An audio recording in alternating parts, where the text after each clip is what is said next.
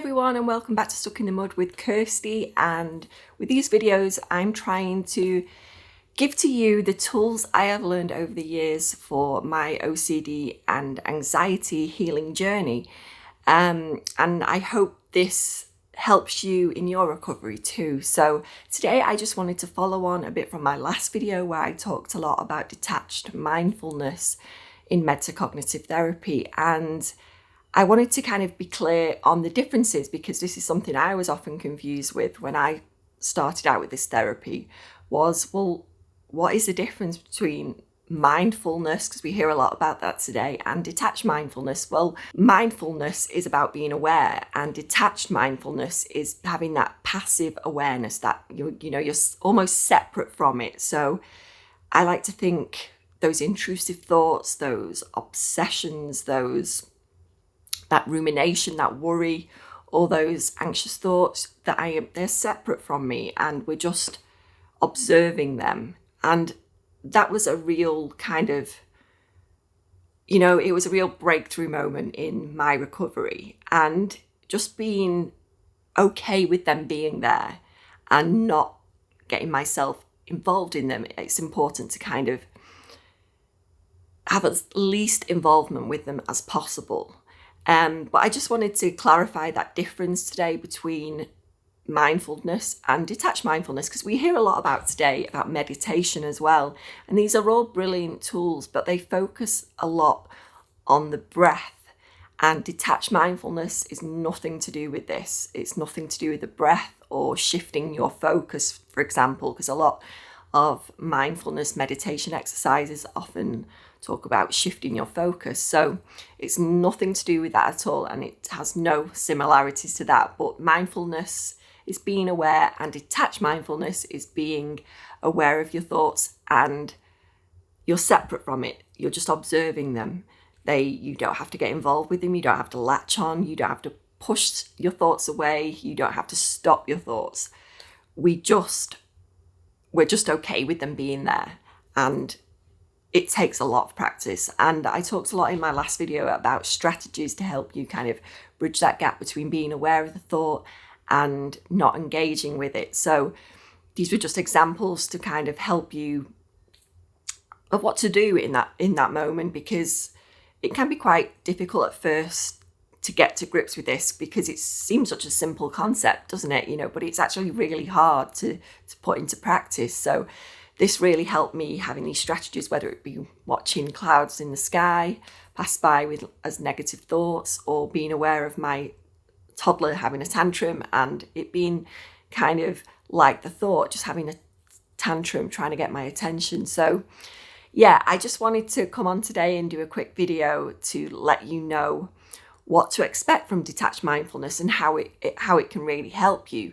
Because the more you practice this, you will find that you maybe get intrusive thoughts the same. But you don't involve yourself the same, and they don't bother you. I think that's the big difference, because they're going to be there, and the whole focus of this therapy is to coexist with them, but not get involved with them and not let them bother you, because they say nothing about you. There's nothing wrong with having negative thoughts there. There's nothing wrong with having negative feelings or sensations. They're all just that. They're just thoughts. They're just sensations. And that is the detached part. We're not a part of it. We're just saying, okay, we know you're there. That's fine. And being quite passive about it. So that is, and having that relaxed awareness about it, and just feeling quite lazy about it. That's the whole point.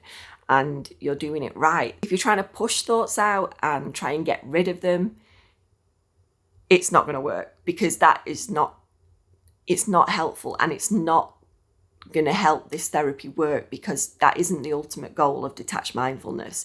The ultimate goal is just being okay with the thoughts being there and letting them coexist. And once I kind of got that message, I realized I wasn't getting rid of them. And you may find once you get to grips with this therapy and you're okay with them being there, you'll probably find you're getting less intrusions anyway, because we're okay with it. And whether they're floating in and floating out and you're not latching on, or you're so okay with it and passive about it that you just don't notice them anymore. But whichever way, it's working. And that's what I really found for me. It was so helpful in my recovery journey. So, and the things you can find from this therapy are you'll feel a lot lighter about things, because life can feel very heavy, can't it, when we're having all these intrusive negative thoughts, emotions, feelings. It can feel quite heavy. So you might find that once you're on with your recovery, that you feel a lot lighter and a lot more optimistic about things. And that is the ultimate, because I know how it feels and how debilitating it can feel to carry these intrusions and just get involved with them and kind of question them, and it spiderwebs off. It's so intense and overwhelming, and I don't really understand that, because I've found myself in that position many times, and I've had to kind of think, no, Kirsty, you know what to do. You know how to approach these thoughts and feelings. You know to let them be there. And, I might have to then revert back to doing my clouds passing in the sky, or, a train at a station, or a conveyor belt, something like that. Anything that can help you kind of be aware of it and not latch on, just let it coexist within you, because we are not our thoughts. We're not our feelings, we're so much more than that. And I hope this gives you a bit more information about this kind of therapy, because it has been truly helpful to me, and it's been so transformational for me as well. I've seen probably the biggest transformation within me by doing this therapy, and it's not talked about an awful lot online, and that's why I really wanted to kind of champion it, because I know it works. I know it's worked for me, and I know it can work for you, especially if you deal with a lot of OCD thoughts, intrusions, and anxious thoughts, anything like that. It's been super helpful for me.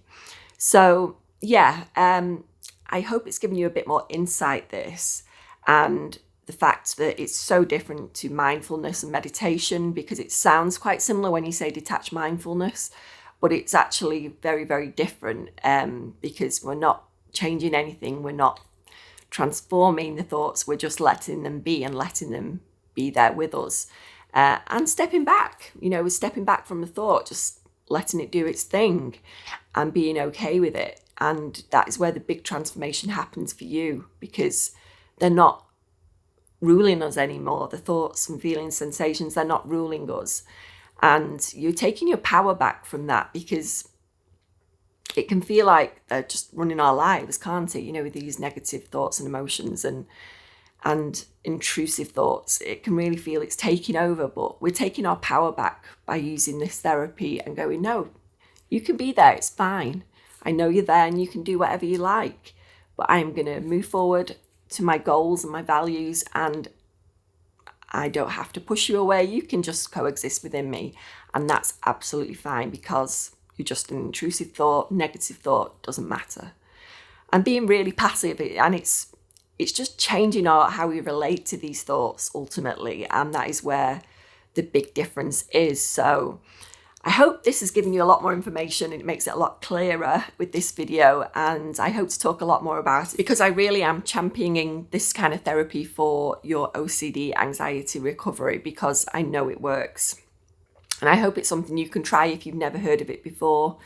Like I say, I often use elements of this personally with some exposure and response prevention as well, and I find it all works. So, but that is just my personal take on my own personal recovery. I have implemented elements over the years, different elements, but I think when you're focusing on one particular therapy, it's important to stick to that at a time. But as I have, grown away from having the therapy, and I've learned that certain things work for me, and it's that kind of personal take on it, and know what works for you in the end. And I've been dealing with this a long time. Like I say, it's something that I first noticed when I was about 5, and I've had various episodes over the years, and it's probably always been there in the background, but sometimes it's bothered me less than others. And it's probably the times when I'm really focusing on the therapy and doing everything I can, and doing it consistently is important too. So